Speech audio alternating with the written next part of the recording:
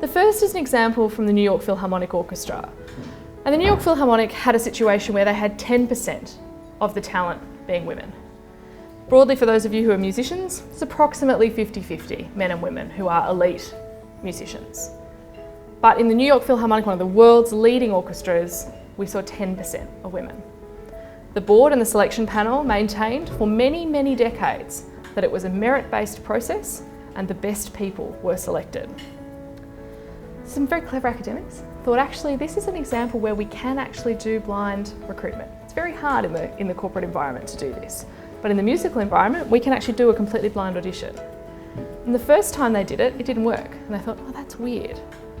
Then they realised that when people walked out onto the stage to do their audition, you could tell whether they were male or female on the basis of their shoes.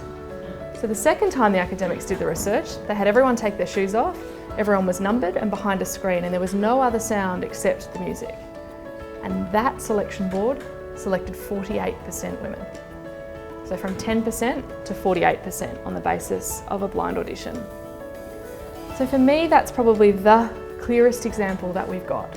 That merit as determined by selection panels, merit as determined by boards, doesn't land us with the traditional understanding of a merit-based outcome.